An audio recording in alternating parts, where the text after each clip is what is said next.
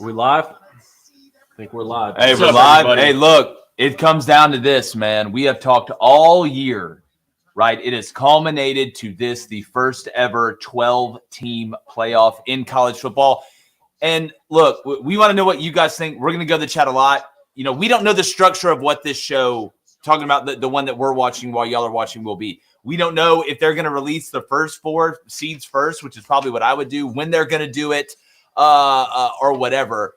But what I do know is that when you look at who's going to get in, what precedent will this set going forward for the 12-team playoff? Because I think the things we are looking at here, and we all know Alabama, SMU is what everybody's going to be talking about, but do they value strength of schedule over win-loss record and conference championship games? That's what I think we're going to get answered today.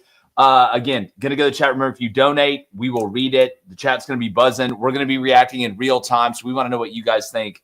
Cone, why am I nervous? I know. I couldn't sleep last night. My Were team y'all has the same way? like I was in my mind. It was like I was like Rain Man coming up with like the numbers. I'm and glad I'm all not the this only stuff. one. But it's what are you feeling right now? That should speak to the fact that this is entertainment, right? Yeah. I don't want anyone to lose sight of the fact today that this is entertainment. We want to be entertained. We want to see the best, most compelling matchups possible. We're all college football fans. I think most people genuinely love the sport and they want what's best for the sport. I wrote down a couple things here when I was not able to sleep after all these great games yesterday. First off, about SMU, this is a program that prides itself on its football so much that it wanted to join a power conference. And so we won't take any money for 9 years. Yeah. That's how much we want the smoke. And then they make the conference championship game in their very first year. Kudos to everything that program stands for and everything that Coach regardless of what happens. Regardless of what happens. Watching them yesterday, there was a large part of me for much of that game that said this is not one of the 12 best teams in the country. And that's what the committee's job is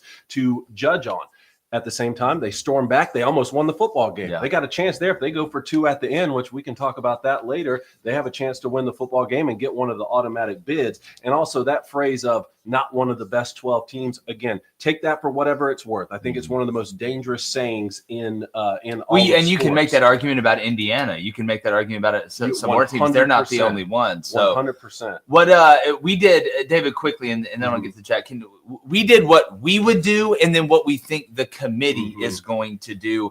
David, will you read off first, and then we'll get to Blaine here, what we would do, the way we had it when we got together this morning before this. And look, I made a bunch of different ones, and we got together this morning and we talked. Obviously, Oregon's set at number 1. Georgia, the SEC champion, I think is going to be set at 2. Obviously, we can talk about the quarterback situation with Carson Beck. Had they lost that game or whatever that means moving forward, but they won the SEC. They're going to get an automatic bid. I think they're going to stay there at 3. We have Arizona State Georgia at 2, Arizona State at 3 right now with the way they played, and then Clemson at 4, which right now that would mean that Texas at 5, right, playing Boise State in the 5-12 matchup, Penn State at 6, playing SMU in the 6-11 matchup, Notre Dame at 7, playing Indiana in the 7-10. That's an in-state rivalry. That could be interesting.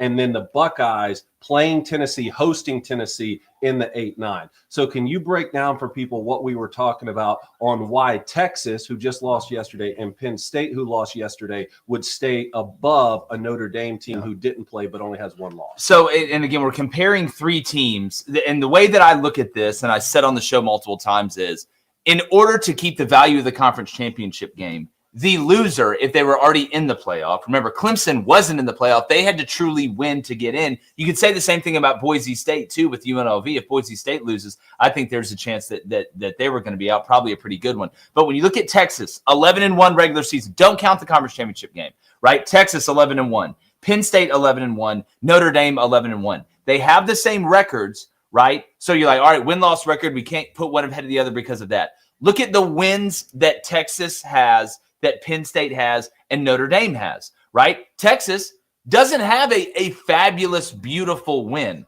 right? You look at Penn State. They really don't have a fabulous, beautiful win. Notre Dame has a nice win over an 8-4 Texas A&M team, but that's the same as Texas, right? So when we look at Notre Dame, Penn State, and Texas all at 11-1, then you got to look at the loss. Who did you lose to? Texas lost to Georgia, the number 2 overall seed. Yes, they lost to them in the conference championship, but we're talking about the regular season. So that's a damn good loss, right? You look at Penn State. They lost to Ohio State, who was in the college football playoff. That is a really good loss. Then you look at Notre Dame. They lost to Northern Illinois, a middle-of-the-road MAC team this year. To me, that puts Notre Dame, and I think we all agreed, behind Texas and Penn State. And again, this is what we would do, not what the committee is going to do, right? We're going to tell you what we think the committee would do, but that was the methodology in why we put Texas, then Penn State, then Notre Dame, all 3 11-1, but they're not created equal. Texas and Notre Dame, Texas and Notre Dame both have that equal win over A&M. Penn State doesn't have a fabulous win, but that loss to Northern Illinois for Notre Dame, I think, puts them below those two. Blaine, I think a great case could be made that Notre Dame would beat Texas. After what I've seen from their offense playing Georgia twice, I think Notre Dame could beat Texas. I think Notre Dame could beat Penn State. How do you feel right now? Because I still think Notre Dame has a great shot to be the 5 seed. Not that it matters too much whether they're 5, 6, or 7, because they would host either way. Well, it's funny. We can say all these things, strength of schedule, who you played. It's going to come down to eye test. It's going to come down to who do you think is better on the field. And trust me, the one thing I can say, if you think the committee is going to do the right thing, there's a beach property I can sell you in Kansas right now. These guys aren't going to do it. I hope you saw that video where they came around, no appetizers, no brewskis. These are the guys we trust. Well, here's the thing in that. When I looked at that, the committee didn't pass the eye test. Yeah. To me, like the greatest irony is I looked at that video, and again, it's not just trying to make fun of the committee or be negative, but when you look around, it's like, do I trust those people sitting there in that environment? Was that a cringy politician video? It was a cringy politician video. All they had to do was ask to come over. I got a better setup than that. Heck, we could have come over here. Darby could have made the buffalo chicken dip. We'd have the whole big setup. But guys, I want to go to another thing quickly, and then I want to get to the chat. Boise State being at 12. Some people will be like, why is Boise State at 12? Why would Arizona State be a top 4 seed? Why would Clemson be a top 4 seed? Well, to me, when I look at Boise State, when I look at Clemson, and then when I look at Arizona State's the easiest one. I think a lot of people would agree that Arizona State's probably better than Boise State. They may have the 2 best running backs in the country. When you look at Scatabo and Ashton Genty, probably one of the funniest tweets I saw yesterday was that Cam Scatabo is the Cooper DeJean of Ashton Genty's, which I thought was hilarious. I think there is some wiggle room there. You can convince me that Boise should be the 4, maybe Clemson should be the 12. But when I look at Clemson and the way that they're built and the way that team is put together, we had them above Boise. Now, again, this is what we would do, not what we think the committee. So maybe that's where a good time to get in. We just told you what our collective top 12 was. And keep in mind, our lists individually were different, but we came together and formed the consensus that we just. And we want to know yours in the chat now, too.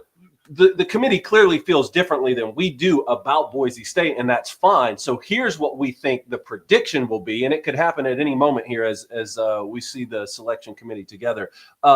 Oregon 1, Georgia 2. That's not going to change. Boise State 3 because they've ranked them so high on the year. And then Arizona State 4. Now, Arizona State and Iowa State were both above Clemson in the last college football playoff rankings for Tuesday. And Arizona State mopped Iowa State. And that's what helped, too. So I think Arizona State will go to the 4. I still think Notre Dame and SMU could be the 5-12 here. Texas, Clemson could be the 6-11. OSU and Indiana could be the 7-10. That's where it gets really interesting. Is the committee going to look at that and say, wait, they already played this year. Let's maneuver this a little bit. I don't know how they're going to feel about OSU and Penn State because the Buckeyes beat Penn State, but Penn State risked it an extra week in the conference championship game. I don't know how they're going to see and that. And do they want that Notre Dame, Indiana in-state matchup? Like, is that something juicy, that could be juicy on the margins? And then the 8-9 for them, we were thinking it'd be Penn State at 8 hosting Tennessee at 9 rather than we had the Buckeyes at 8 hosting Tennessee at 9. And that gets to the point on Alabama just quickly. I still think they're going to put Alabama in. You guys have the betting odds pulled up. What did you say Alabama was? Look, when I sat down here on DraftKings, Alabama was plus 450, I think. SMU was minus 750. Okay. I treat this like I treat the elections. This is what I tell everybody. I'm going to follow the money. When I was looking at the election, the money, whether it's Polymarket, whatever, started to move toward Trump. That's when I was like, all right, this is who I'm going with. Last week, what was the tell of would Alabama or Miami be in? It was the money. Look at the odds that they had on Alabama to be in. So when I'm looking at the odds right now, because it was minus 900 SMU, and you're going to see that go down because that's massive value on Alabama. It's a smart bet to put $10 on Alabama at plus 475 as opposed to putting 10 on SMU minus 900. Now, to me, David, quickly, I want to get to the Alabama SMU thing, but you brought up a great point that I haven't heard being talked about a lot. The 12th seed is not reserved for the 5th best conference champion. Yeah. Like anybody can be the 12th seed, right? I don't think we read that wrong. So SMU, who lost the ACC championship game, could be the 12, Yes. and Clemson could be the 11. I just don't think they're going to put SMU, if they keep SMU in, they're not going to put SMU over Clemson after what they just watched yesterday, which means Clemson, who has to be in with an auto bid, would have to either be one of those first 4 or they 11. Could be 11, which that could be entertaining too. Well, and also let's quickly, and then again, we're going to chat. Make sure there's a lot of people in here. Please hit that subscribe button, guys. It helps out a lot. Please keep sharing the show. Again, without you guys, there is no us. We appreciate you being here this morning. Should Alabama be in over SMU or vice versa? Blaine, I want you to go first. Do you think, in your personal opinion, not what's going to happen, but what you think should happen, should Alabama be in or SMU be in? I think SMU should be in, but I think they're going to put Alabama in. Well, again, from an eye test, from when it comes to me, if I'm a betting man, which I am, I would bet Alabama, South Carolina, and Ole Miss if they're head up against SMU anytime I would of the week, too. 7 days of the week. I think the right thing to do would to put SMU in, but I think at the end of the day, it's about money. It's a TV show. So what's a bigger brand and who will bring in more money? And I think that's the Alabama Crimson Tide. I actually believe, and you can call me naive, you can call me a purist or whatever. I think they're going to put SMU in today. Okay. I think, but the reason why I think, and look, again, to Blaine's point, if we're going to sit here and say, all right, Alabama is better than than SMU. Well, there's a lot of teams we're not talking about today that are better than some teams that are in there. Do we think Miami's better than Indiana? Do we think South Carolina is better than Indiana? Do we think Ole Miss is better? So you can't, if you were just going to put who was favored, right, you would just put the top 12 teams in at the beginning of the season that have the best odds to win the national championship, and we wouldn't even play a regular season. Here's where I make the difference. Here's where I draw the line, and I've been consistent on this. And people say, oh, well, you're an Auburn fan, so you don't want Alabama to be in. I picked Alabama to make the playoff. I said that Alabama should be in over Miami, South Carolina, and Ole Miss. But where I draw the line is we can talk about strength of schedule. That's important. Win-loss record has to matter. I have no problem when we are debating a 10-2 team and a 9-3 team. That is a one-game difference, right? Miami, Bama, I would take Bama over Miami. We can argue that because that's a 10-2 and a 9-3. And again, I'm not counting the conference championship game here because I think SMU should be treated as an 11-1 team versus Alabama, who's a 9-3 team. What I will not argue with you is if it is close and one team is 11-1 and the other is 9-3, that is a 2-game difference. That is enough for me to say, hey, I may think Alabama beat SMU on the field, but SMU has earned the right to be in. It's amazing. I hear this about Alabama and SMU, but I don't hear anybody saying it about Indiana. That absolutely blows my mind. Well, we were after they played the Buckeyes, right? Sure, but then Alabama lost that day, and Ole Miss lost that day. Yeah, there's no odds on Indiana not making the college football playoff. Sure. I don't hear anybody keeping the same energy for an 11-1 Indiana team versus Bama or a 10-2 Miami that I hear with SMU and Alabama in that same vein. Maybe it's because Indiana's in the Big Ten, but they played one legitimate team from the Big Ten. And had they played Oregon yesterday rather than Penn State and lost in the same fashion, that might have brought up the topic on Indiana again. Yeah, which sort of erodes the conference championship conversation even more. So losing a conference championship game doesn't matter to you.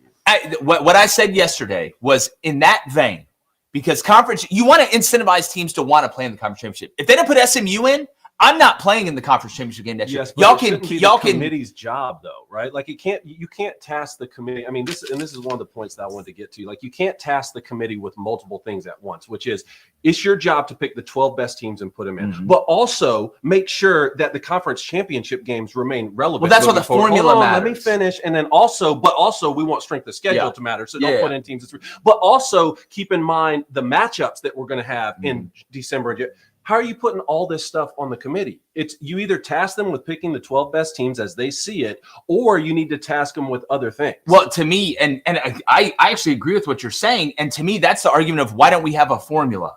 Like if you had a formula where we could see that this is a percentage of what goes in, this is a percentage of what goes in, This is a percentage of what goes in. Here's how we calculate those numbers. It takes a lot out of the committee's hand. Yes. So maybe that little bit of subjective maybe they don't want, which maybe they don't want. That's my whole point. So you've made it harder because everything's subjective. Yes, it's hard to on one hand say pick the 12 best teams, but conference championship has to matter. Strength of schedule has to matter when we don't know what the formula is. Like I can't get to the answer if you don't give me Pythagorean's theorem to get to the answer when you give me a formula set up like that. I guess my point is the importance of conference championship games and the importance of your strength of schedule in the non-conference is already under scrutiny no matter what the committee does today. It will just be exacerbated if they leave SMU out. My final point on the SMU Alabama thing, I think Alabama is a better football team than SMU. To your point, I think they're probably better than Indiana too. Take whatever that phrase means, take it, because I think that Alabama was better than the 3 teams they lost to.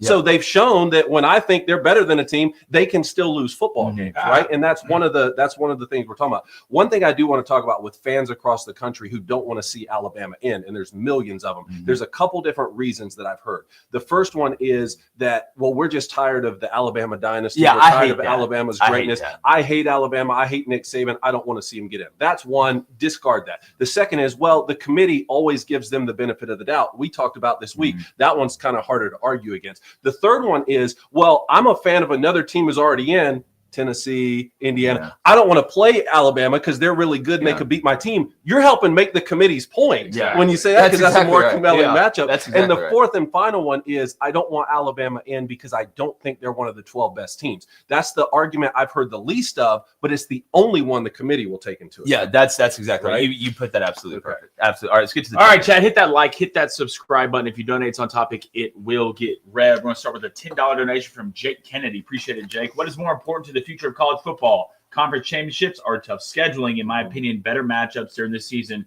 creates a better product. I almost think the committees, and we've talked about this a million times, it's impossible to screw this up because the matchups are going to be so good and it's so new. So on one hand, you say, all right, well, it's impossible for them to make everybody happy. It is. We have a 68-team tournament in college basketball. There are people that get pissed off about teams not getting in at the end there. So it's not really the number. It's you're just always going to upset somebody when it doesn't go that way. But then on the other hand, having the ability to say, look, this is what we value, strength of schedule, head-to-head, and all this. And it would be great if they would just follow that method. But this is where the contradictions hurt you. And this is where, and I screamed this last week, Jake. I screamed it last week. Them putting Miami behind Alabama, but in front of South Carolina and Ole Miss, put them in a really big pickle. And not just the pickle of Miami's being out. It's if you're saying that a Miami team that is 10-2 is only one spot behind Alabama, and they're in front of South Carolina and Ole Miss, and they didn't play in the conference championship game that SMU did, who was 11-1, how can you then say that SMU should be behind Alabama?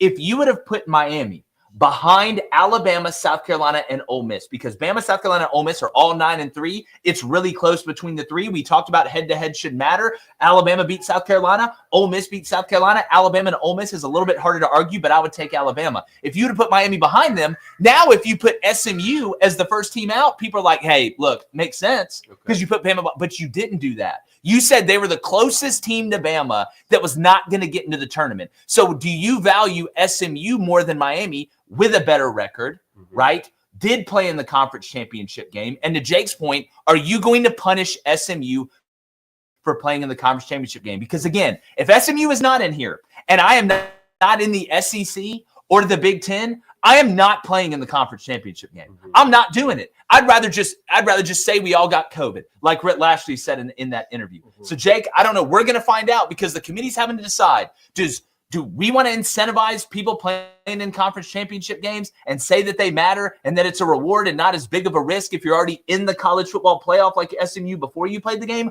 Or can you actually lose your spot for playing an extra game because you were so good during the regular season in your own conference? This is why that's a tough one. This is why programs shouldn't get to decide their own schedule. What other level of football does that happen? Doesn't happen in the NFL. Doesn't happen in high school football. To his point, though, on the conference championships versus strength of schedule during the season, that's already a conundrum no matter what happens from the committee today. Again, it will be exacerbated and it will be the main talking point based off what happens today. But people are already talking about that. Case in point, Shane Beamer comes out, and I love Shane Beamer. I'm proud that He recruited me at Mississippi State, but he comes out this week and says, what incentive is there to play a tough non-conference schedule anymore?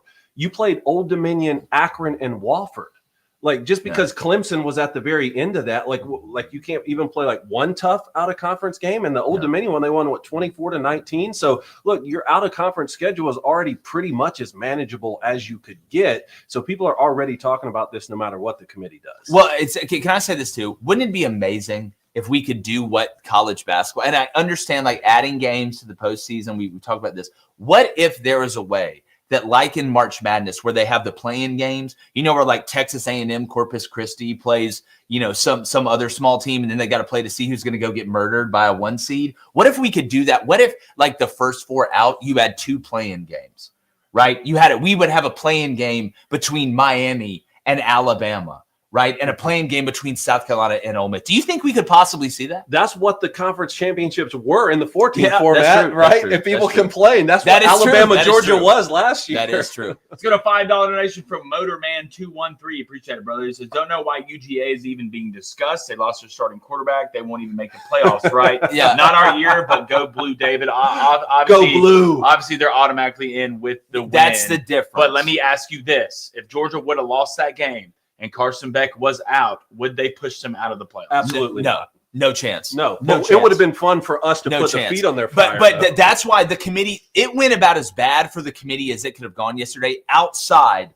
of Georgia winning that game in overtime. Because again, the difference between last year with the 4 team, there was no automatic bids. It was not written in the language that if you win a conference championship, if you're one of the top 5 conferences in the country, they have to put you in. That wasn't the case because we're comparing 2 teams that won. Yeah. Florida State won that game with the backup. Georgia won that game with the backup. So they have an out, actually, because Georgia won, saying, listen, it's in the language. We have to put Georgia in regardless because we can't start inventing rules. Last year, they could do whatever they want. They could invent whatever they wanted because there wasn't a rule that said they couldn't do it. This year, there is written language that says that team has to be in. If Georgia would have lost, I said yesterday, the minute Carson Beck went down, Danny Cannell started writing his manifesto in all caps and blood yesterday. But Georgia, thank God for the committee, ended up winning that game, or that would be the 2 biggest points of contention today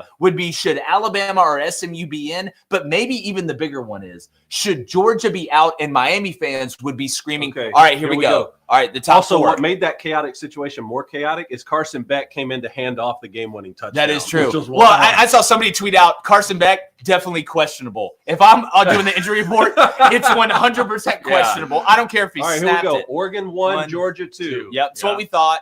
And I'm glad they're doing 1 through 4 They got the easy first. part. Yeah. Right? I still don't know why this show's 4 hours. Yeah. So is Boise going to be 3? Is Boise going to be 3? That's the question. I think they're going to be 3. I know the odds had Boise, the order Oregon 1, Georgia 2, If it's not Boise, 3. who is it? If it's not Boise, it's Arizona State. Arizona State. It's got to be, right? God, dude, this is what. So here, all right. So they're showing the resume comparisons. Boise, strength of record, 10th. Arizona State, 13th. Clemson, 21st. Boise, strength of schedule rank, 81st. Arizona State, 62nd. Clemson, 35th. You look at key wins. Obviously, Clemson has Pitt and SMU. Arizona State, Kansas State, BYU, and Iowa State. Boise, they beat UNLV twice and Washington State. So we could sit here and make fun of Boise's schedule and all that, but they are going to be a top 4 seed, in my opinion. There's no way the committee is going to bounce them out. David, who do you think should be the 3? Who would I put at the 3? I would put Arizona State. I'd put Arizona State as well. I think based off what they've shown us, it'll be Boise State. Also, strength of record, man. It seems to be a convoluted statistic. Well, they keep trying to push on us. What's the difference between strength of record and strength of schedule? Is it like, all right, the percentage that another top 25 team would have your record if they played your schedule? I'm like, how do they know that? Okay, Boise State's the 3. Wait, hold on. Okay, Boise State's the but 3. they're ranked 9th. Okay, so they're they ninth, put them 9th, okay. which was about where they had. They moved up. They were 10. They moved up 1. So Um, Boise's going to get a bye. How about that? I don't want to hear anybody in Group of 5 ever complain about anything again. I'm so sick of hearing. Is this the bone they're throwing to them so they This can is put Alabama just- over SMU? Maybe. I never want to hear a Group of 5 people complain again. Not only are you in, you got a bye. They gave you a top 3 seed. How are the betting odds looking for Alabama? They took it down. They took it They down. took it down. Oh God! Last time I saw it, it was It was minus 700 for SMU. Okay, which all right. which has come down. It was minus 1,000 at one point. So this means that Arizona State's going to be the Arizona. four. That right. Good. Let's They go, got Kenny. They got that one right. Cam How about Scott. Come on, that? Kenny. That How about- dude's a dog. They beat them yesterday without their best wide receiver. Yeah, and bald. So, Dillingham, by the way, I saw that in Tempe, and our Arizona people live in Arizona and know Tempe in the chat. There's a bar in Tempe called the Devil's Advocate. Is it? What a great name for a bar. And then people started throwing all their favorite bar names under one. He's going to be a great coach at Ohio State next year. Dude, that's his alma mater. He ain't going nowhere. Yeah, money talks. Arizona State's got more money than their pockets are super deep. All right, so here's where it gets interesting. 5. What do you guys think? Notre Dame? I think they're going to keep Notre. I actually think they're going to keep Notre Dame at 5. After watching Texas's offense twice against Georgia now, yeah, man, I'll tell you what, I'm not impressed. Can we go to the chat quickly, Ben, while we're waiting on this one, while we get to the 5 here? Yeah, let's go to a $5 donation from Jonathan Sayin. Appreciate it, Jonathan. Says, I think the committee didn't have a clue on how to create a college football playoff formula, and their use of all you guys to give them a year's worth of ideas. Yeah, I mean, look, we've proposed many formulas. We've given you 9 different ways to do this that we think could work. But again, the question is not, are they not smart enough to come up with a formula? Are they willing to come up with a formula? So this is 1, 2, 3, 4, 5, 6, 7, 8, 9, 10, 11, 12. Why do they have Arizona State in the 11th spot? All right, here's Clemson. So Clemson. All right, so Clemson's Clemson at 12. Automatic bid for winning the ACC. They're going to put Bama in. See, this is interesting. Because they have a 16 ranking. This is interesting. So Clemson at 12. I mean, Arizona State moved to 12, but Clemson only moved up 1, beating SMU. Yeah. Does this mean would they put SMU at 11? How would you put SMU over Clemson? I don't know. If I'm a Bama fan, this makes me feel a lot better. I guess it won't really. They're going to put Bama in. Wow. They're going like this Alabama. Tells you that SMU is going to be out. Yeah. All right, see, here we go. Texas is at Clemson at Texas. All right. Clemson, Texas. Where are we tracking with what we thought it was going to be? Well, Clemson, Texas. We had Texas hosting Boise. Okay. Well, actually, we thought Notre Dame they were going to keep Notre Dame at 5. SMU. I think Blaine's right though, because if it were up to Clemson and SMU, they would have put SMU behind Clemson. Right. All right. I think maybe, but wouldn't you put if it's between Clemson and Alabama? Wouldn't you still put Clemson, who also lost 3 games, ahead of Alabama, because they at least won their conference? Yeah. I don't think it's definitive yet, because remember, SMU was 8. Okay. SMU was 8. True. In the rankings last time. Okay, so we know right now that Clemson, who won the ACC, is going to go on the road to Austin. That's an awesome matchup. And play in the 5-12. That is an awesome matchup. What do y'all think that spread will be? It'll be Texas. I think under a touchdown. I'm going to say Texas 8.5. I think it's going to open Texas minus 4.5. I think Texas 8.5. Okay, I actually think that. I'll split the difference. All right, here's Penn State at 6. Oh, okay. So if you're Penn State, this is a perfect spot for you. Which is what we had. Because you want to play Boise, right? You want to play Boise. I want to be the 6, because not only do I get to play the 3, if I win that second round game, I get to play the 2 and not the 1. Hey, unless this is Alabama coming up. Yeah. Unless this is Alabama. Well, here are they gonna give us? And this is gonna tell you right here. Yeah, because they're doing it by matchup. Because this is the 11th seed, boys. I think Indiana's locked at 10. I think Indiana's locked at 10. Which that now means, are we going to get an Indiana Buckeyes rematch? No one wants that. See, this is why. Who's it going to be?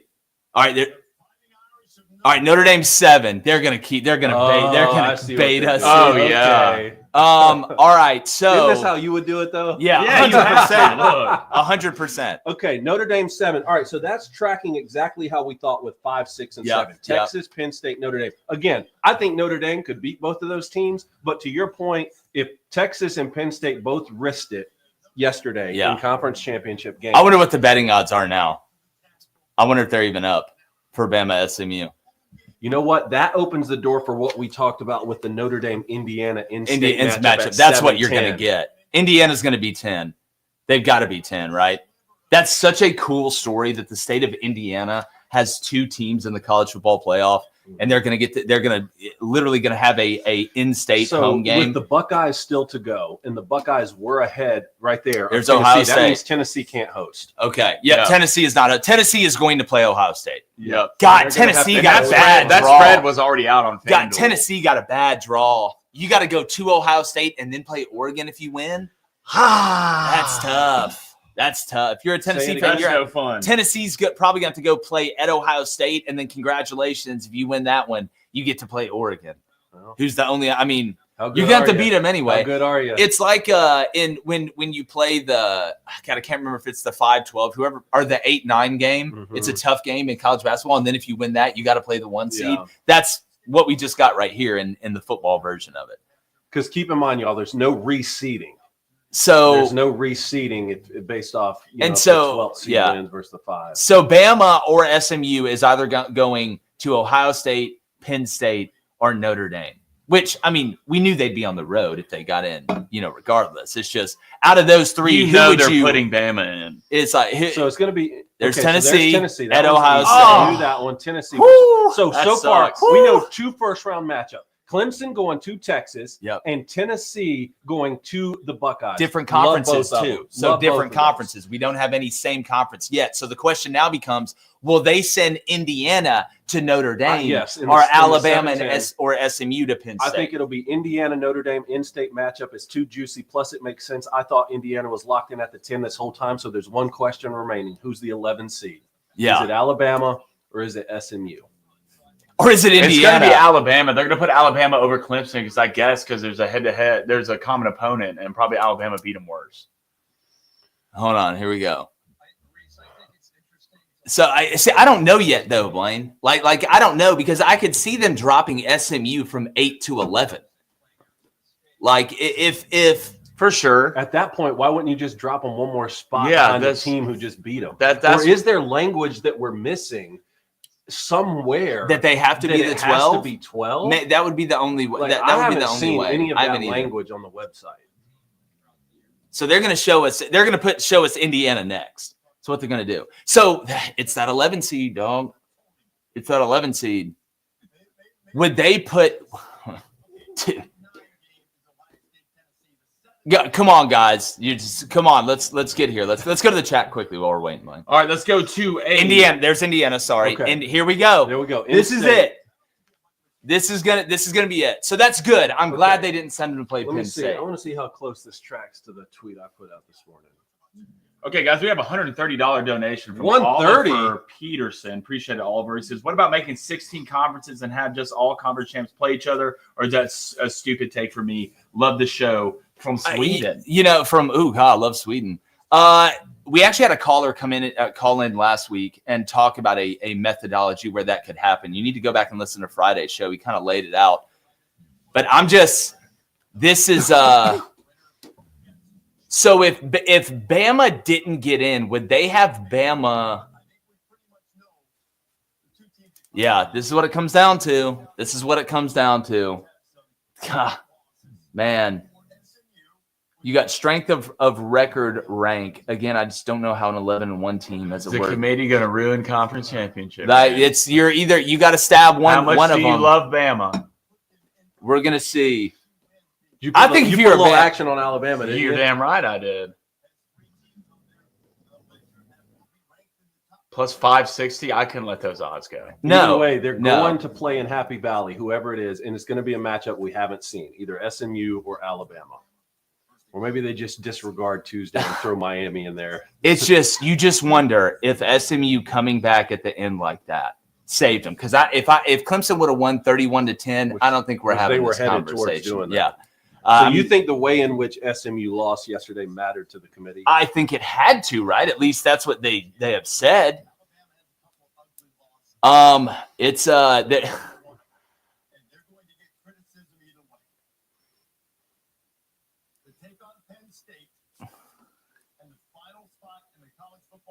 here we go. BSMU. SMU! Goodness! Oh my God, they did it! They did it! Oh my God, they did it! Is that a makeup for last year? Oh my God, get my phone, dog. Is that a makeup for last year? I gotta get my phone, dog. Oh, And that's right. it's right. Though. That's right. That's right, though. That is insane. Hold That's on. right. All right, hold on. Y'all talk. I What's gotta the tweet chat something real saying? What's quick. the chat I mean, Oh everyone's my just freaking out. Oh my Everybody's just God. freaking out. But Oh you my had God. to do that. You had to do that. Oh, Our Reese conference- Davis is so hurt right Our now. conference championship games would be ruined. Would be ruined. Well, are they already under assault? Dude. They've been under assault. I can't believe they actually. It's the first time I've ever seen them do that to Bama. It's the first time. I mean, it's like when Willy Wonka got mad at that girl, right? Who just demanded everything. You talking about Always the little told one yes. whose parents never told her no. So let me ask you. Okay, there's Nick Saban. Nick looks kind of pissed.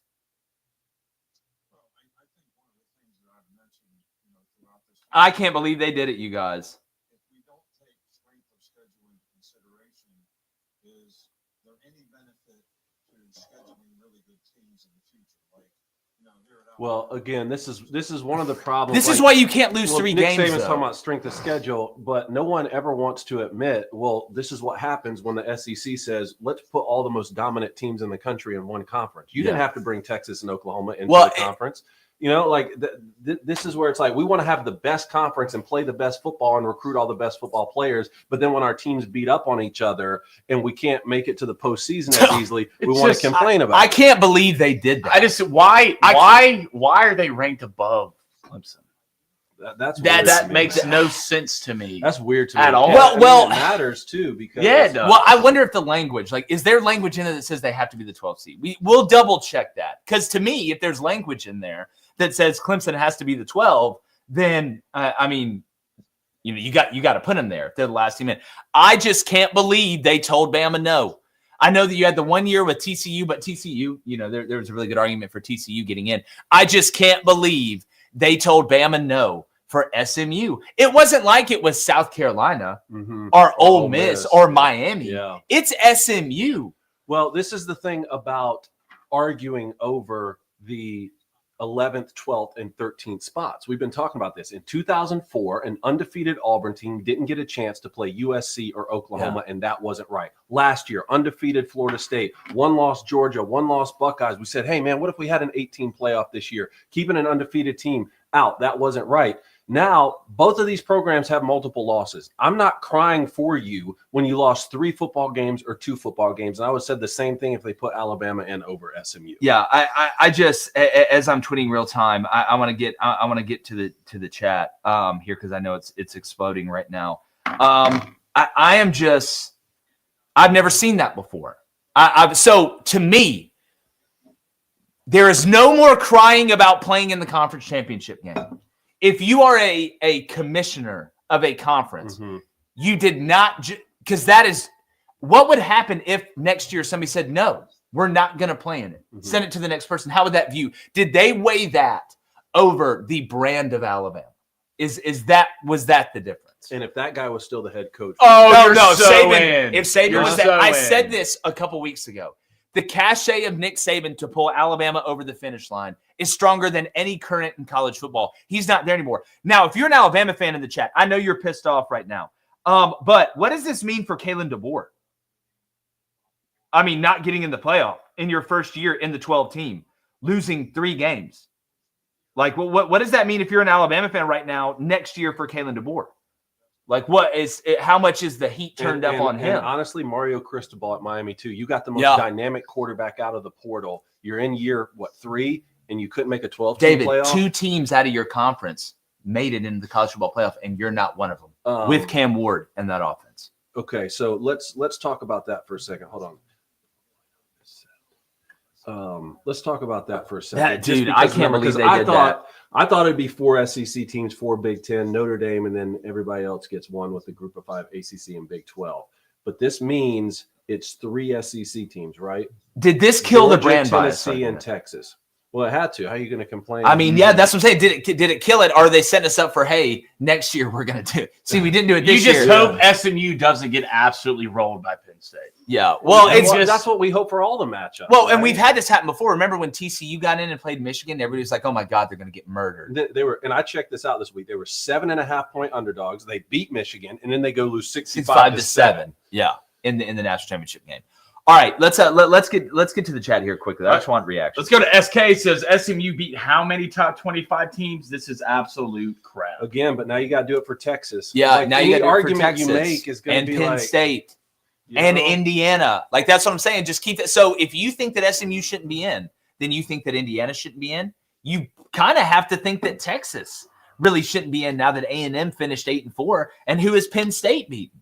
Mhm. So you can't just single out, oh, this team didn't do this and forget everybody else that hasn't done what that team Right. did. And if you look at SMU's loss, that BYU loss, pretty good loss, dude, in the grand scheme of things. Yeah, I mean, to his point, like channel that energy into just saying Alabama is better than SMU, and it's the committee's job to get the best teams in. Yeah. To me, any other argument you make about strength of record and strength of schedule and ranked wins and ranked losses, it's going to fall apart logically until you get to, wait, I just think this team is better. And if you're an Alabama fan, you're going to think they're better than everyone. That's exactly right. It's just a lot of it comes down to personal fandom. $5 donation from Hunting for Outdoors. He says Bama fans are freaking out. What do they expect when Bama gets humiliated by Vanderbilt and Oklahoma? Well, I think Bama fans have a right to be upset. I think SMU fans would have a right to be upset if they didn't get in. That's what made this decision so tough, is that you would love to be able to put all of them in, but that's not how this works. That's what it comes down to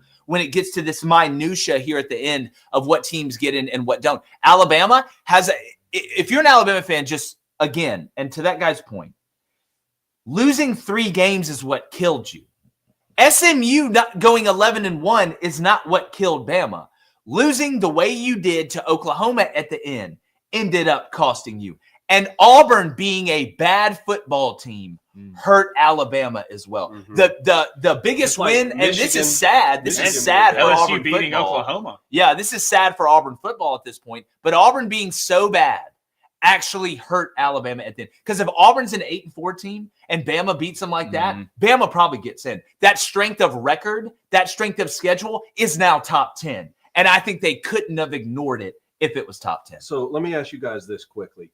If we still had a 4-team playoff, who would be the 4 teams in? Obviously, Oregon. Obviously, Georgia. Notre Dame would be in. Notre Dame would be at in. 11-1. Notre Dame Who would would be the in. 4th team in? A Texas team that lost to Georgia already Ohio twice, State. or the Buckeyes? Ohio who, State. you know, I think they would put Ohio State. I think Ohio it would State be in. the Buckeyes, and they would just chalk that last loss up to being a rivalry week, and because Texas had 2 cracks at Georgia. Yeah, but and Ohio State played Penn State. and they We beat got a Penn head State. to head. So You know?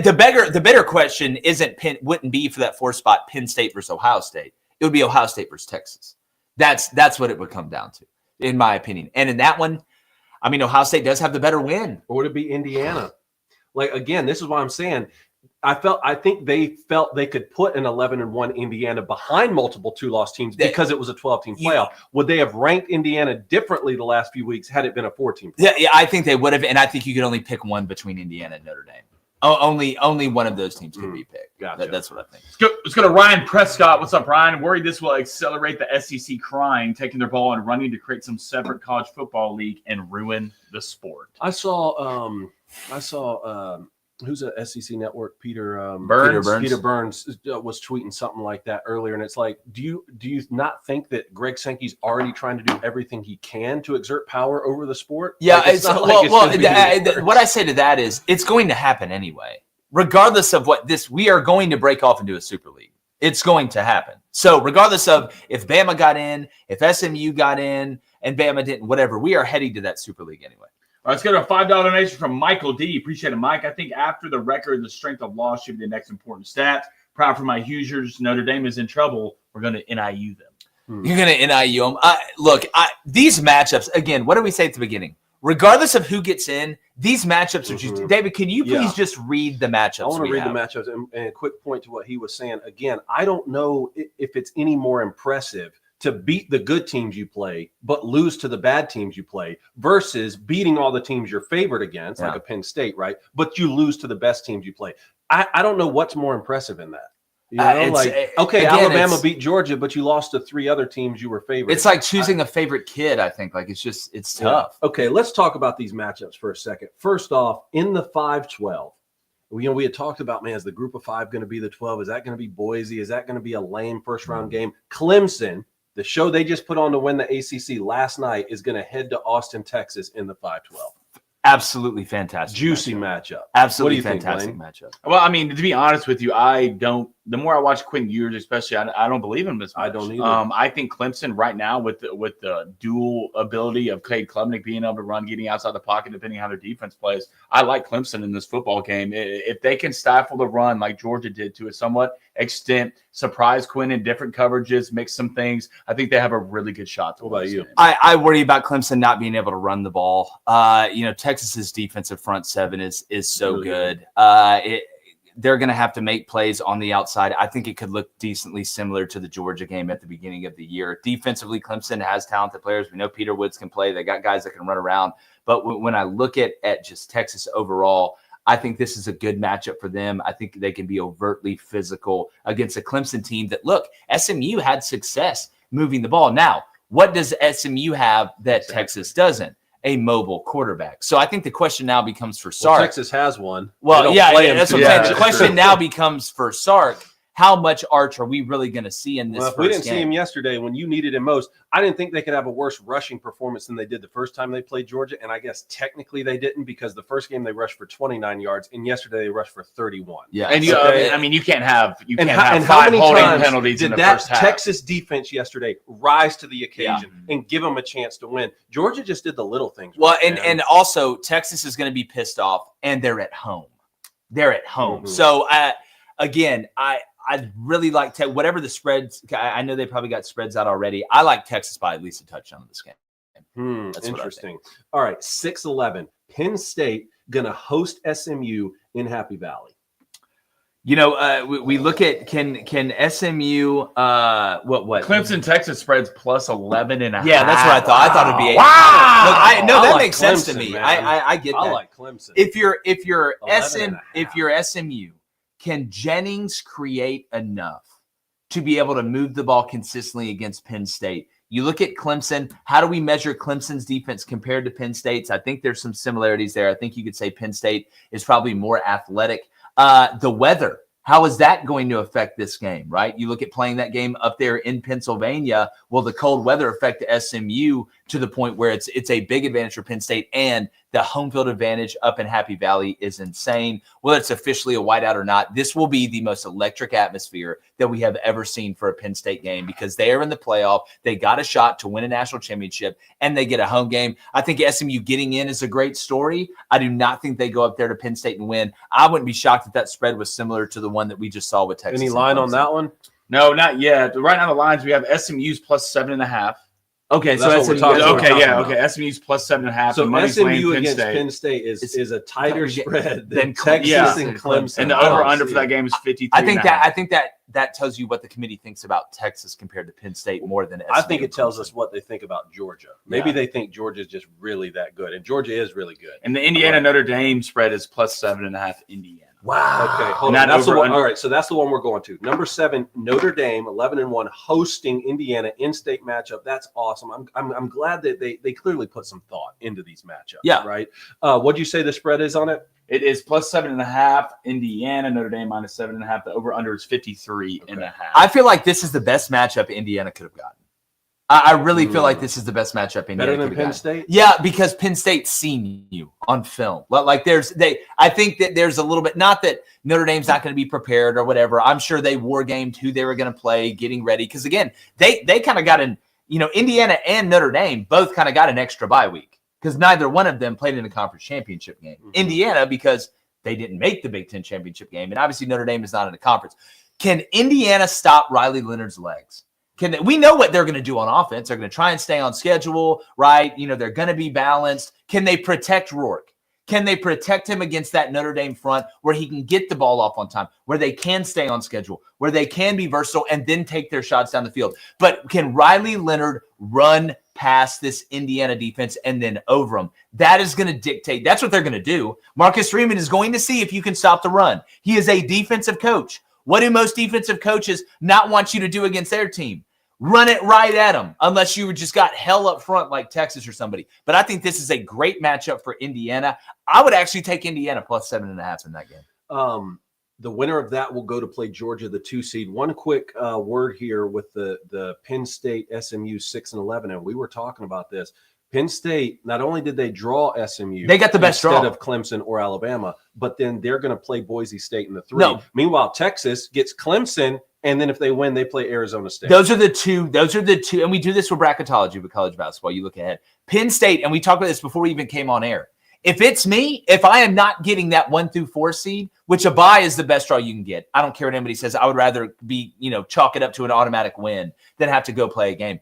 Put me in whatever position till I get to play Boise after we win the game. Penn State, I think outside of SMU is the biggest winner today because they're actually in the field. But as far as teams that we knew were going to be in, the biggest winner is Penn State because they play SMU and then Boise. And then you get Georgia. You don't have to play Oregon, right? Again, who you just saw until the end if they make it. The second best was Texas. The biggest loser from today outside of Alabama not getting in is Tennessee and the draw that they got. Gets us to that one, 8-9 matchup, which I can't wait for. Buckeyes going to host Tennessee in Columbus. We were hoping we'd get this matchup. I didn't care where it was. I didn't care if it was in Columbus or in Knoxville. It is going to be up north, though. Is there a spread on that one yet? 7.5. All of them are 7.5 except Texas and Clemson. The Tennessee-Ohio State spread's been out for a little bit. I saw it this morning. So it's 7.5. Over under right now, 47.5. And I don't like looking at the weather a week out. I like to look at the weather a couple days before. Maybe it's because I went to school on the coast and the weather changed every 5 minutes. And, the weather guy had the worst job and the best job at the same time. But if any team that Tennessee has had, I actually think Tennessee being constructed the way they are this year, not – and I don't mean this negative. They're not super explosive offensively. They're more of a run-first, physical, defense front-seven team. I think this Tennessee team is built better to go play Ohio State in cold weather in what could be a physical game than any Tennessee before this. Even the Hendon Hooker one. Yeah, I think this team is actually built – they're built more like a Big Ten team, right, than they've been in the past, where it's been more of a Big 12 West Coast. We're going to beat you 48-41 and hope you miss a field goal at the end or something like that. So I think this Tennessee team's built. If you're Ohio State, how do you respond? Yeah. How do you respond after what happened against Michigan? Because you've got a dadgum good football team in Tennessee coming up to play. Yeah, no doubt. I agree with the point on Tennessee. I mean, they'd rather play in Knoxville, but, built on defense, you can travel. For sure, that yeah. Defense travels.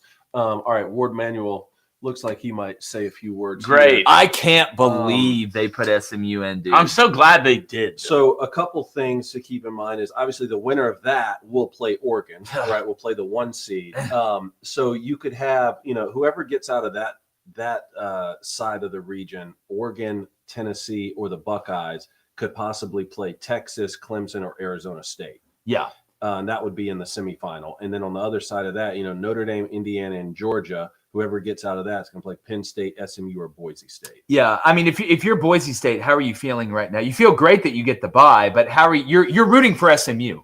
If you're a Boise State fan, you are rooting for SMU. You want it to be a horsepower matchup in that second game because I think you got a better chance up front to be able to contend with SMU as opposed to Penn State. I mean, Georgia, Notre Dame in the quarters. Dude, Notre Dame in the quarters will be. Now, one thing we don't know yet, because we're talking about live streaming the very first playoff game on Friday night, December 20th. We're trying to put this together for you guys. I don't know what playoff game that'll be.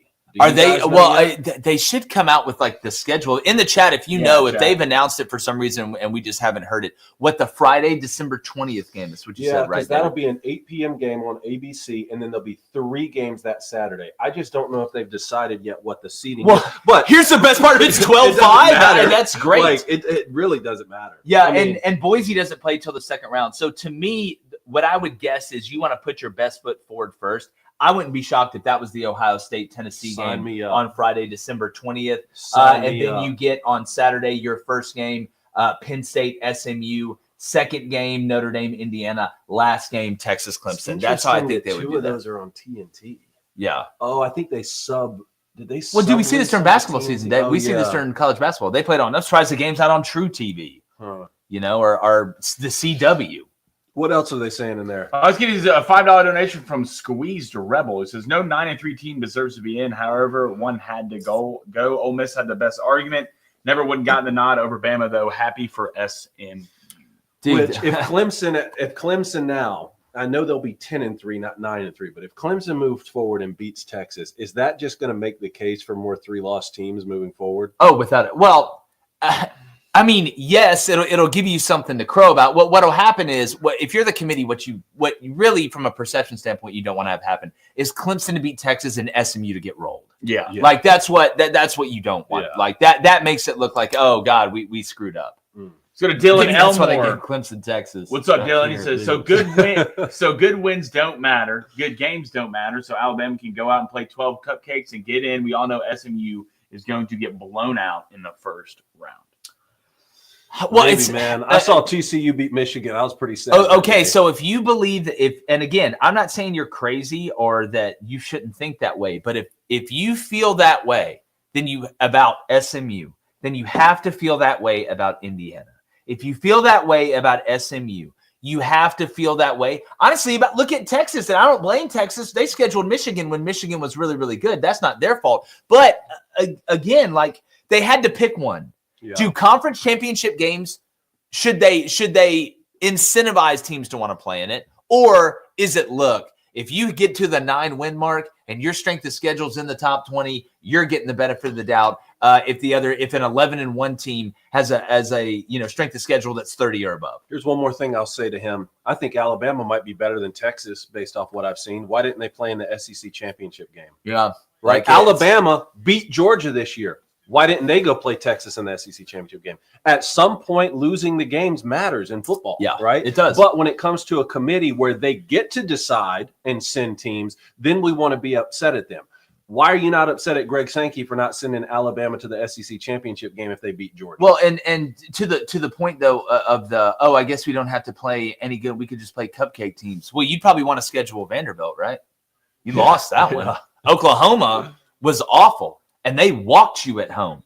The thing is, you can't lose to Vandy and Oklahoma. You can't. Like that's what costs you, or just lose one of them. I was wondering if debate. Georgia beating Texas, how much that would help Alabama. Yeah.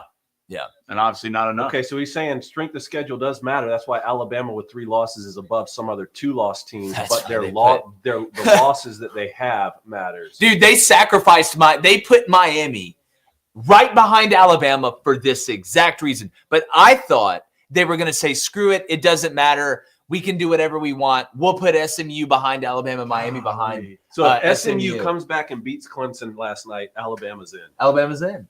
Well, we said that, though. We said that. if SMU won, that Bama's in. Let's go to Aveski. What's up? He says Vanderbilt would have won the ACC with the SMU schedule. SMU is not that good.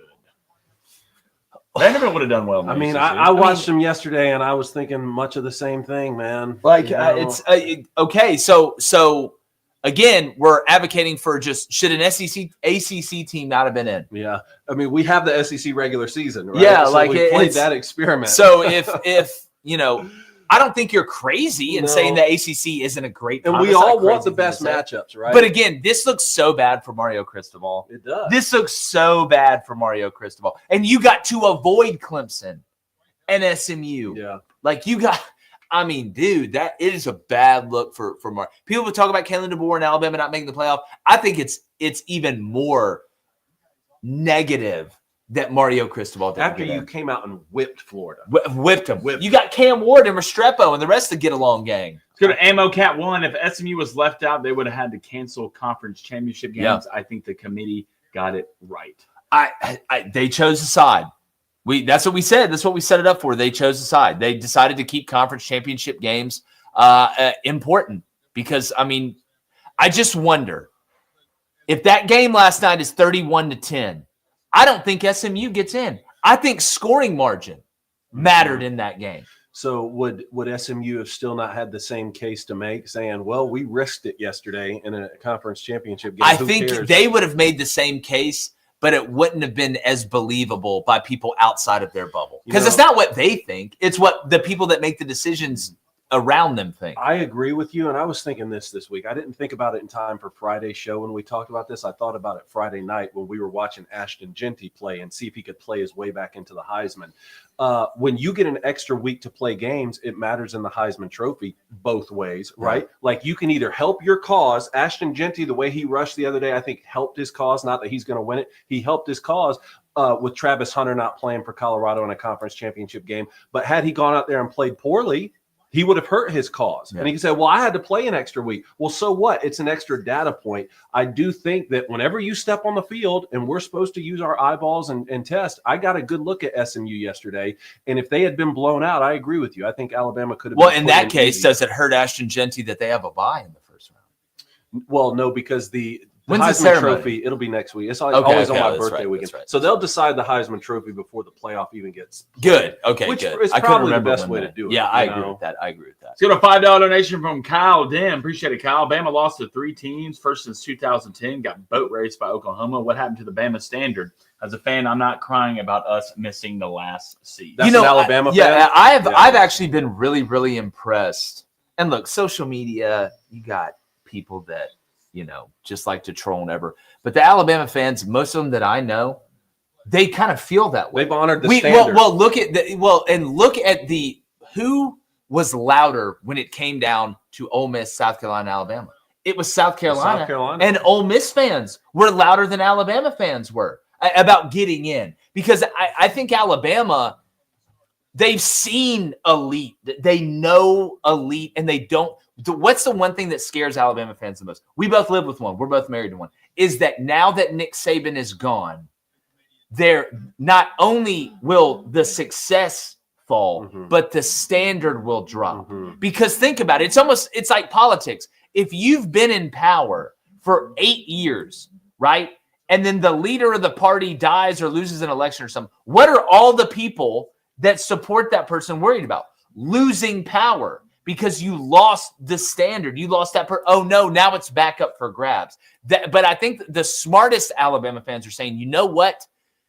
We didn't deserve to get in by our standards, not other people's standards. And that, I think, has the best chance of sustaining Alabama at the top of college football, other than saying, well, we should get in no matter what because we're Alabama. You're watering down you're diluting the standard, I think. And for all the Alabama fans I've heard say that same thing, talking about they've fallen below their standard this season, they still think they would go beat any one of these teams. Yeah. And they might be right? Yeah. You can think both of those things. But I think Alabama, South Carolina, Ole Miss, Miami, Colorado, any of these teams on the bubble have a case that they can make to recruits. Because you told me a couple years ago when we met that you think an expanded playoff, as long as it doesn't get expanded too much, that it will help with parity, maybe not right away, like maybe the 12th seed or 11th seed gets boat raced, but after a couple years, some of these teams on the bubble can go to recruits. Like Shane Beamer's going to go to recruits now after their fans have been screaming for the last 3 weeks and they've been galvanized, and they can go say, hey, we were right on the bubble. If you put us in there, we would beat any one of these teams. You're the missing piece. Come sign with us. And the players are going to look at that and say, yeah, we can make the playoff if I go there. If I'm Rhett Lashley, when I go into a living room, not only am I telling that kid, hey, 5-star offensive tackle, you would have never considered SMU 5 years ago. But let me tell you what we did. We just got into the college football playoff, and they picked us over Bama.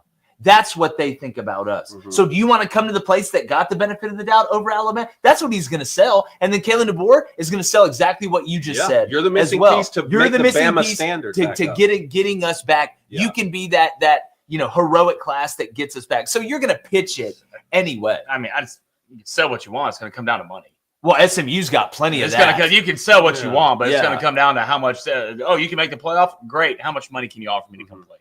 Yeah, true. Well, I asked Shane Beamer. Remember, I asked Shane Beamer that exact question when we met him. Like, because you're such a good recruiter, is some of your talent being sort of sidelined now because kids just want to look at the dollar sign? He said sometimes it's a transactional conversation, but he said you're still talking about 16, 17, 18-year-old kids, and you're talking about them leaving their parents for the first time. I still have to go in and tell parents I'm going to be a good steward of their children. Yeah, it's the most prized possession. Let's go to good comms with Trey. Appreciate it, brother. It says, so Bama can't lose to Vandy or Oklahoma, but Notre Dame can lose to NIU. Where's the logic in that? Strength of schedule has to matter more. We have 3 teams whose strength of schedule is 58. 60 and 68 over Bama's at 16. I actually, in that vein, and you won't hear this a lot because the win-loss record, right? Mhm. They'll say Notre Dame is 11-1, and I don't like sitting here saying, well, this team is 11-1, and if they have a strength of schedule within a certain margin, I'm fine with them getting in over a 9-3 team with a better strength of schedule. But that would be like, hey, Indiana's 11-1. They lost at Ohio State. Okay. Like, Mhm. I get how you lost that game. You lost to Northern Illinois at home. Mhm. So apparently it's not just a strength of schedule thing, as you're saying. It is truly a win-loss record thing where that win-loss record, even guys, Notre Dame was at 5. It's not like they're at 10. Yes. Right? They were at 5 after losing to me, why is SMU not over Notre Dame?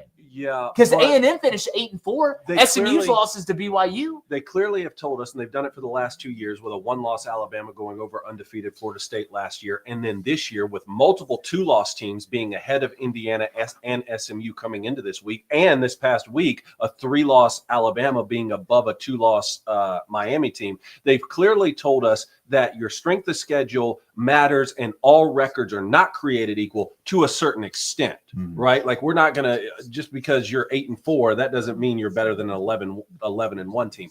I really believe if Notre Dame had dropped one more game, so they're 10-2, either the Texas A&M game at the beginning, maybe USC at the very end, plus the Northern Illinois loss, I think they would have given them the Miami treatment. I know Notre Dame's a big brand. I know they want them in the college football playoff. I think they would have given them the Miami treatment at 10-2, and they would have been pushed past the bubble behind Alabama. Yeah, to me, I don't think enough people are talking about not just Notre Dame getting in, but just getting put up in the top 5 or top 6. Well, it's 7 right now. I thought they were a lock. I thought that they were a lock at 5 unless Oregon lost. But after we got to talking today, obviously, I can understand with the Texas thing.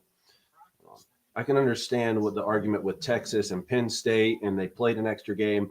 But Notre Dame at 7. Yeah. So, you're still hosting. You're still hosting, and you did draw Indiana. But if you win that one, you play the 2 seed. But again, like why would Indiana not be in the place where Notre Dame is, and Notre Dame is the place where Indiana is? Say it one more time. Like why is Notre Dame 7 and Indiana's 10? Okay, so you're saying because their records are the same, but Indiana has a better loss. Yeah. So then that gets back to the question of what do we all value more? The better win, which Notre Dame would have on the Or road at when it Texas happens. A&M.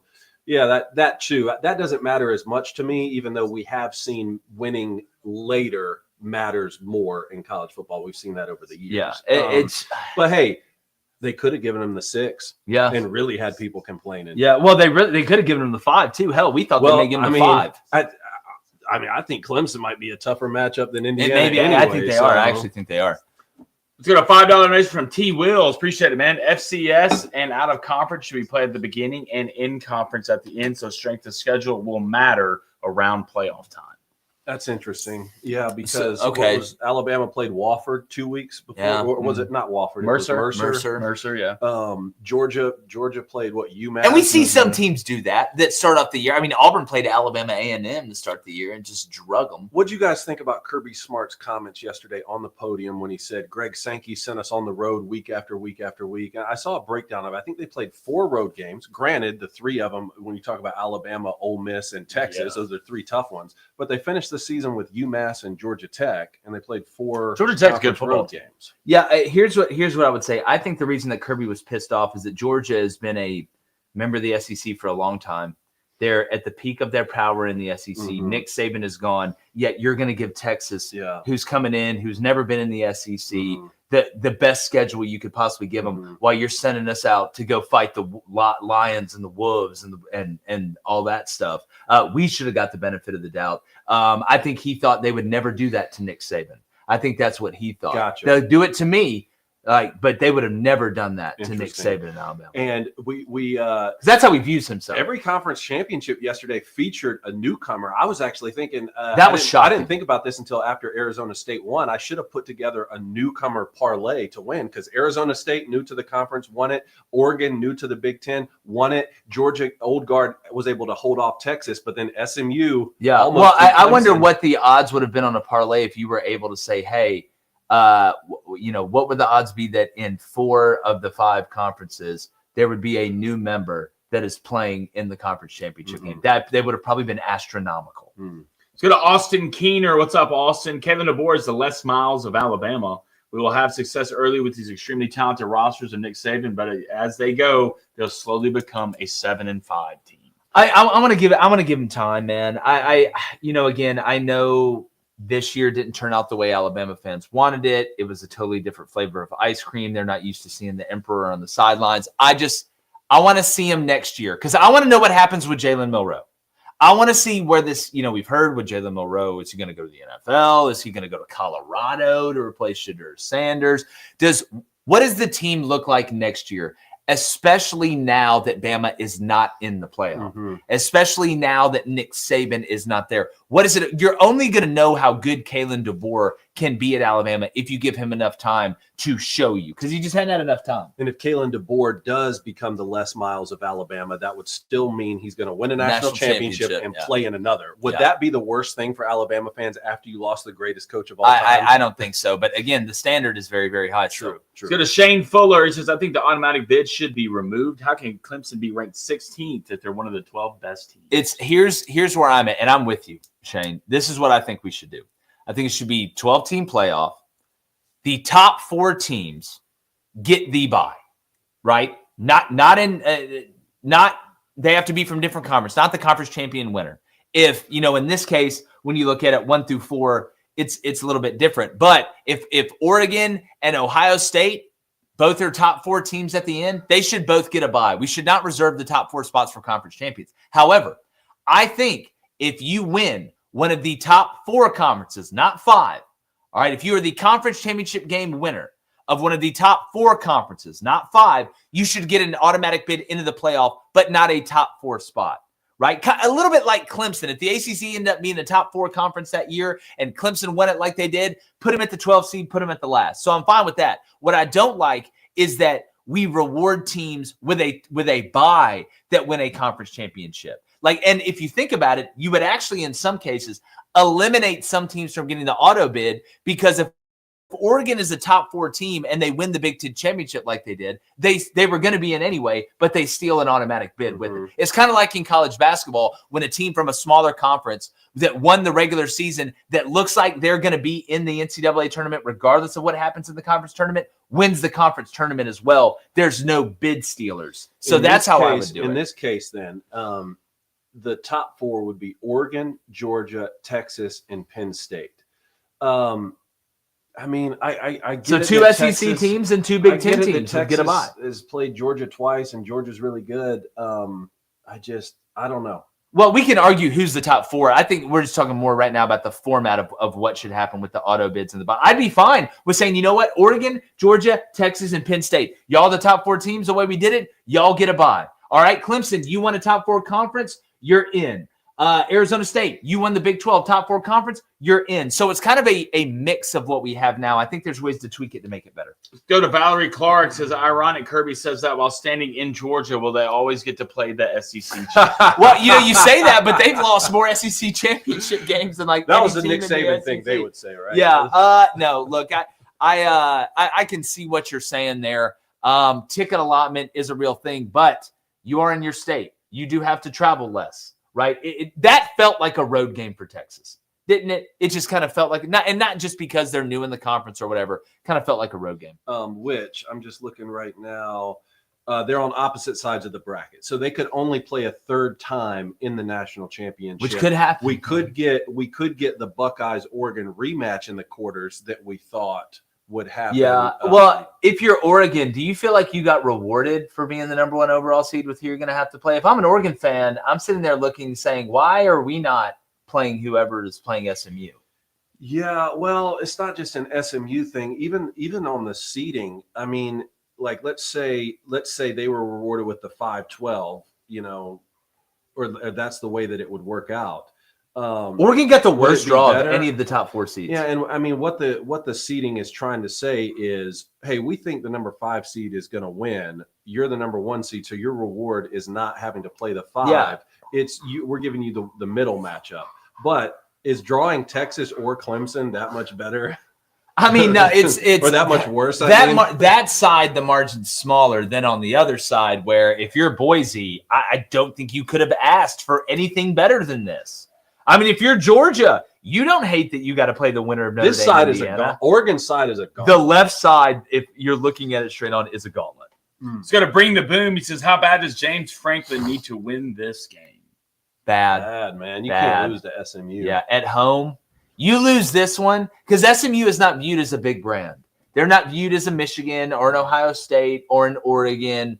This would be a even lesser than those opponents. We say James Franklin's now 1-14 in big games. Ha ha ha ha ha. Well, do they consider they don't consider SMU at that same level? This would feel like one of the worst losses for James Franklin. But like Penn State's got an advantage. Penn State's the better team. So, and you get him at home. And then if you win that, if I'm James Franklin, I'm ecstatic today, dog. I'm ecstatic. We got SMU at home and then Boise? Are you kidding me? I mean, and then you pray to God it's Indiana somehow? Like, Penn State has the best path of any.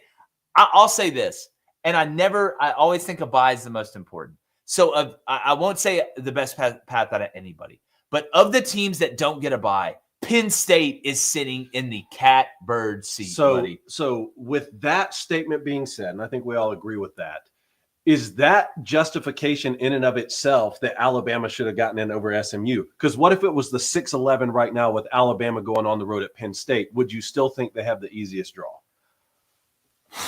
I would say of the teams that are playing, yeah. Because you get Boise State next. So you wouldn't want to play. Would you rather play Clemson or Alabama? So it's I would or rather Indiana. I would rather play Clemson. To me though, if that was going to change, if I was going to say that if Penn State got Alabama there and they gave Georgia or they gave Texas SMU, I would say that Texas got it. Because Texas gets to play SMU and then Arizona State. So that's my point, though. If we think SMU is such a walkover game for any one of these teams in the first round, isn't that justification to say, well, they shouldn't be there? Well, again, right? It goes back to what we were talking about earlier. Like, I mean, are we sitting here saying, look, we just, regardless of record or anything, we want the 12 best teams in there. It doesn't matter. Well, that's what they're tasked with, right? Do we need to make sure we look at the resume and weigh the resume with the eye test or whatever? Mm-hmm. I like a mixture of all of it. And I think they got it right. What do you think, Blaine? I mean, I think they got it right. I'm just still like, what we don't want is to say shocked. SMU so bad that's an easy first-round game. Guys, I'm still shocked they didn't put Bama in. I'm just not used to this. I tell you, not used to this. When I got in the car to come over here and I looked at the odds and it had SMU at -900, I was like, SMU's going to get in. And then it dropped all the way down to 700 because people saw that value from Bama. But to Blaine's point, I've never seen them tell Alabama no. Like, no, you can't get that. You don't get in. I've never seen them do that. This would almost be like the NCAA tournament committee, Duke's on the bubble, and they tell Duke no. Yeah. For like Ole Miss or something. That's what this is like to me. It's got a tactical Matt Foley. He says, again, the problem was SMU's ranking before conference championship games were played, as Coach Saban said. Well, I think you could say, like, I mean, yeah. I didn't mind as much where they put SMU before the conference championship game as opposed to what they did with Miami. When they put Miami right behind Bama, that's the first thing, because I was thinking about SMU. They got SMU at 8, at 11-1.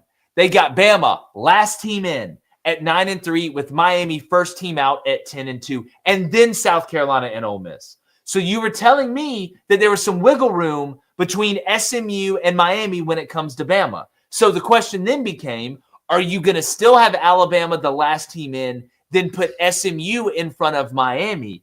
Or are you saying the margin is so close between Miami and Alabama that SMU at 11-1 has to be in front of Alabama?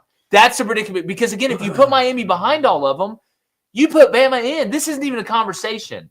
Then you put SMU where Miami was today as the first team out. That's where Army enters the chat. Army's like, well, we're 11-1 as well. Well, are they 11-1 right now? Or are they 12-1? No, they didn't play Navy. They're 11-1 because they didn't play Navy. Yeah, but they did beat two. Is their strength of schedule so bad, though, that it negated them? Because it was really bad. Is it that much worse than SMU? I think it is. I think it is. Because remember, Indiana again, shot how does that up. get calculated? I keep asking the same question. David, they won't show us the numbers. No one answers. Yeah, good luck with that. Yeah, they won't show us the answers. Let's go to Mark Booth. He says, what do you mean you never saw them tell Bama no? 2 years ago, they told Bama no over a TCU team that lost 65-7 against you. See, again, you're that game was after. Like, TCU beat Michigan. You guys conveniently forget that TCU beat Michigan. You pretend that they played Georgia in the first game and got mopped 65-7. They won a playoff game. So to me, that justified them. But the argument about TCU getting in over Bama that year was so blatantly obvious that they had to. This one was not nearly as blatantly obvious. Not even close. This one was tight. So you, again, disagree with me, that's fine. But you can't just selectively forget. It's like Drew Barrymore off 51st Dates. You wake up and try and go get a pineapple for your birthday every day. You don't realize you swerved and missed that cow and hit that tree. If you're going to argue the whole thing. Don't pick and choose. Well, you're not literally saying that they picked Alabama for every single 14 playoff. That's obviously factually not the case. You're saying whenever it was, did they get the benefit of the doubt or not? They did. Yeah. That's all I'm saying. Let's go to Bug Pear Pricky Land. He says SMU's best win is Duke, and it lost to a team that lost to Clemson team that had losses to South Carolina and UGA. Both are L's on Ole Miss and Bama's schedule. Again, I keep saying your logic's going to fall apart because now you have to say Alabama lost to Vanderbilt, who lost to Georgia State. Yeah. Right? Like the logic's going to fall apart, man. I'm trying to help y'all improve your arguments tomorrow at the water cooler. Just get to the end where you say you think Alabama is better than the teams on the bubble and that's the committee's requirement. Stop with this transitive of we played them and they because played again, us. you believe that if you believe what you just said, you think Georgia State's better than Alabama. Because you can't, you're arguing against yourself. You're contradicting yourself. Because I know you don't believe that. Let's go to Bonnie. He says SMU and Arizona State are the most overlooked teams out of this all, and I think those teams are going to surprise a lot. Who is more SMU dangerous? and who? Arizona State. Arizona State. Who's Arizona more dangerous? State's good, man. Dude, Arizona State's good. Does Tyson have a chance to come back, or is he cooked? I don't know. What's the He was update in a on his sling. injury? Like, he was in a sling. Which Yes. No, that he's begs the cooked. question about He's Carson cooked. He's Beck. done for the year. He's cooked. That begs the broke his question collarbone, about right? Carson Beck. That's another. I don't think Carson Beck's going to play after what Like, I saw yesterday. So again, like that's what I'm saying. Let's go back to the bracket. If Carson Beck doesn't play and you are Penn State, that means you could play SMU, then Boise State, then Georgia with their backup quarterback, or Indiana or Notre Dame, who would beat Georgia who would have in that instance beaten Georgia with their backup quarterback. Penn State is a huge winner today. Huge. What did Trump say? Huge, big, massive. If you're a Penn State fan, you are.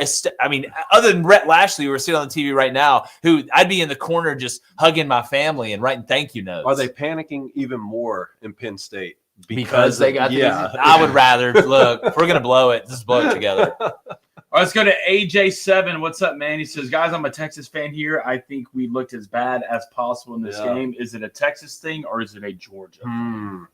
Man, look, it's a good question. With Quinn Ewers, it's just so wild to me because he looks so good at times, and then at other times he looks so lost. Like, especially when the rush, and I get, you see the rush, sometimes your eyes go down, you got to get rid of the ball. But it just seems like with Quinn, if it's not all perfect, it turns into a disaster. That's what it looks like with me. Not every time, but consistently. Because there are some throws, I was telling David this earlier, there are some throws Quinn Ewers made yesterday in the first half where I'm just like, good God. Like, the feel's there. But the minute anything goes wrong, there's any pressure anywhere. Like a little kid on a roller coaster. It's like the fat goalie kid off the big green. Ninjas. Like, you look up and then it's werewolves. Then it's ninjas, right? Then it's, Gorlock the Destroyer. And if you just didn't have anything going, kind of like the first game, that's one thing because Georgia's good on defense. Kirby knows what he's doing. I've never seen a team hit so many shots down the field, have all these total yards. What they had over 240 total yards. They dominated. Georgia had 4, Holding. and you're up 6-3. Dude, you first off, when you got into the red zone or close to the red zone, it turned into a disaster. Like you had the OPI, right? You had a bunch of stuff. You missed 2 field goals. You get a false start after making a field goal that you then missed, which at the end of the day really cost you the game, even though the kid hit the game time field goal at the end. But if you're a Texas fan, here's what you got to ask yourself. Not only did you lose to Georgia again after dominating them statistically, you played Georgia with their backup quarterback for a full half and an overtime and still lost. And should have had the pick 6. That's what I'm saying. Georgia did the little things right. When a ball's up in the air and Isaiah Bond's looking around, Georgia's going after that for the interception. When they got the interception on Gunnar Stockton, Texas looking around celebrating already, block the one tight end who can make the tackle, or you would have a pick 6 and you'd win the football game. The fake punt. Like Georgia did the 4th and 5 pick. You want to talk about balls, though? Wow. Kirby Smart got clowned for faking that punt against Alabama because it looks so bad. So when's the perfect time to do it again? When nobody thinks you would ever do it because they made fun of you. 4th and 5. And they did, and it was a great design. That was the great drive design that led to points. It was a great design. Quinn Ewers, man, I don't think Quinn Ewers is a starting quarterback at the next level. I don't think he is either. No, he's projected top 5 quarterback and all this. I've seen better college quarterbacks not make it at the next level. He reminds me of Josh Rosen. That's who he reminds me of. Let's go to $10 donation from Matthias Mosley. It says, the committee is a dude from the commercial shouting, "High tide! High tide! High tide!" That's pretty good. That's pretty good. Touche. Let's get a $5 donation from Gavin Cotter. Penn State's a sleeper pick. Love the show. See y'all soon in Mobile, Alabama. Yeah, good. Bill, baby. What are the 251. odds on Penny Lane? What do you think about Penn State? Hey, Penny Lane. You got What odds do you need?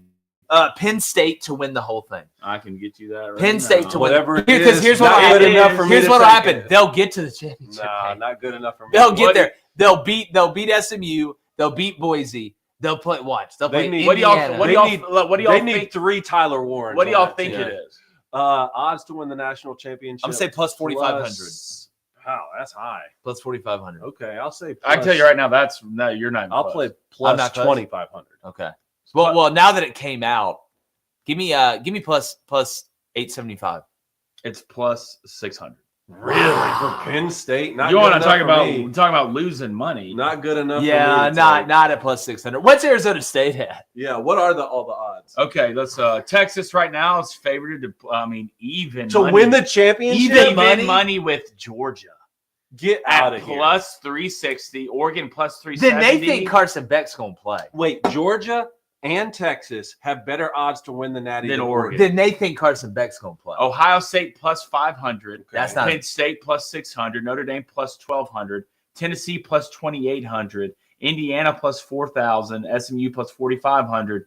Arizona State plus 6,000. God, Arizona Clemson State's plus winning. 6,000. And Boise State plus 6,500. Arizona State's got that longer plus odds 2,800 than at SMU, Tennessee. and Arizona State's got a bye. I like the best odds to me. I like Notre Dame plus 1,200, and what was Clemson plus 6,000? Yeah. I love Tennessee. Tennessee's. What is Tennessee's? because again? here's Plus the thing. 2,800. Here's I the love thing. that. If Tennessee does get there, the road got easier for them later. True. Because you knocked out Ohio State and Oregon. You knocked out 2 of the big dogs. So really, you're going to run into, if you're Tennessee, kind of look at the bracket. You got the bracket pulled up real quick.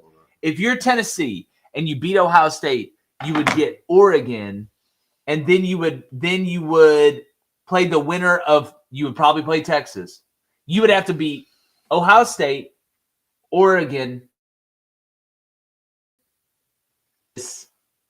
and what? Georgia? Which I think they put a lot Damn. of thought into what these matchups are. Oh, and Tennessee, maybe that's that's not what tough, their dude. job's supposed to be, right? We talked I'd about rather go this. through the best. But I love these matchups. And just keep in mind, like if Tennessee were to pull those upsets and Texas holds serve, the Tennessee-Texas UT matchup. Oh, that'd be insane. Oh, my goodness. It'd be insane.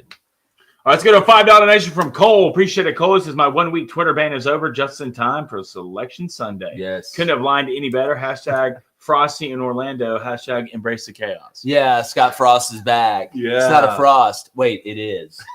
Let's go to O'Neal. He says, "Am I crazy to go put $500 on Boise State right now to win it all?" Yes. Yeah. Just send it to me. I like Arizona. Don't do that. State. Just send, yeah, can you just donate $500 in the chat? If you're feeling crazy, put it on Arizona State. Yeah, I think I think that'd be a better bet, dude. Or put 500 on Notre Dame plus 1,200. I like That's that. probably the best bet. Let's go to Seth. He said SMU would lose 4 games with Bama's schedule. Please don't try to tell me anything different. Well, then they'd kind of have about the same record, huh? Yeah, High time. I mean, it's not wrong. All right, let's go to Jesse. He says Bama has no business being in the playoff, and they got humiliated by Oklahoma. They were out, period. I'm glad the committee finally got it right.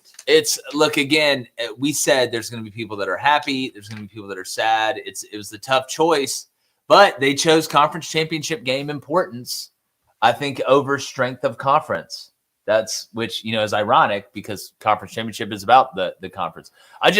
Which again, I'm not crying for you at 12th, 13th, and 14th. Like if you lost multiple games, I'm not crying. Yeah, I mean you can't. It's just again, it seems like there's an argument against everything. You got to tell people what you're for, not just what you're against, and that's the kind of the problem here. But all right, a couple more guys. What do you think? A couple more.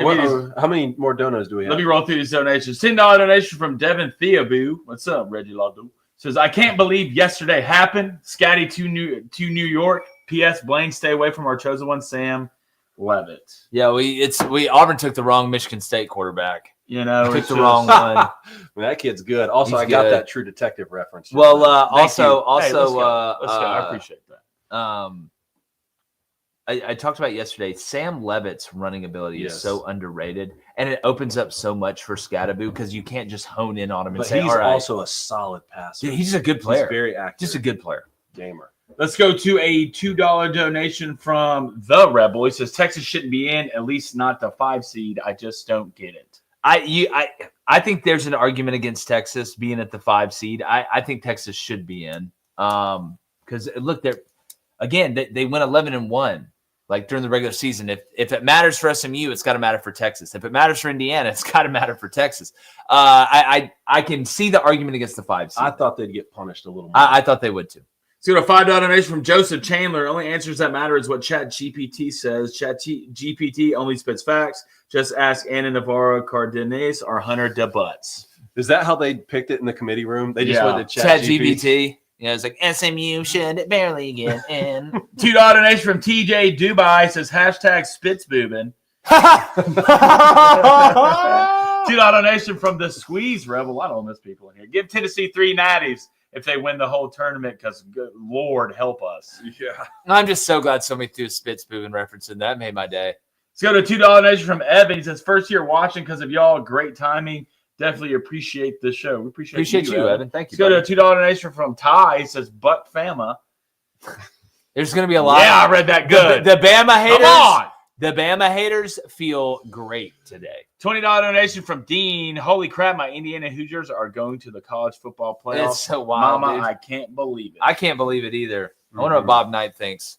Let's go to a $5 donation from Eric Buck Fama. Yep. God, y'all trying to get me in trouble. $5 donation from MW's Alien. He says, screw Heath. He's for cursing the Army under. Bro, I went 5-1 yesterday. yesterday. The only bet I missed was I took the under in the Oregon Penn State game. But yeah, and by the way, when Heath didn't take that, and then they asked me for my other lock, somebody whispered something to me and I took it. I should have just gone with my gut and took Army money. Who whispered to you? This guy I know. What was it?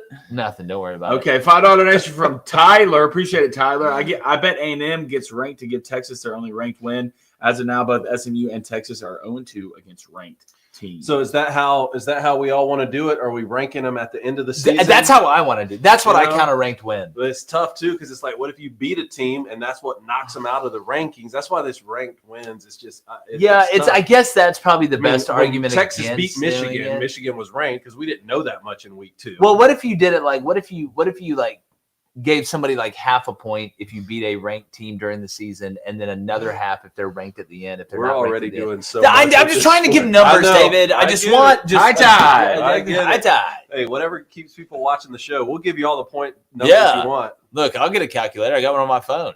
$5 donation from Dave. Appreciate it, Dave. Sorry if y'all talked about this, but did you guys see Brett McMurphy leak the SMU decision? Why do media members do that? It's so freaking scummy. No, we were live He here, leaked so I it? didn't How do see you him know? leak it. Yeah, Brett, how'd you know? How'd you Yeah, know? yeah, Brett. $2 donation from the meme. Not pissed. We missed it. Didn't deserve it. RTR.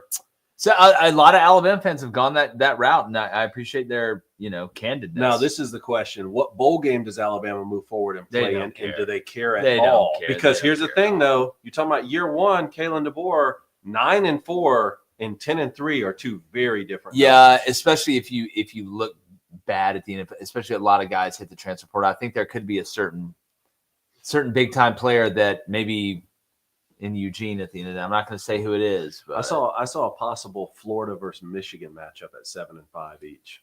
that'd be good. That'd be a If good they're one. if we're going to put 2 7-5 teams Let's against each do other, it. Let's get a $5 donation from the Crain. As a Bama fan, SMU should be in, but question why should a 3-loss ACC champ automatically get in if records matter? SMU has 2 losses and Clemson has 3.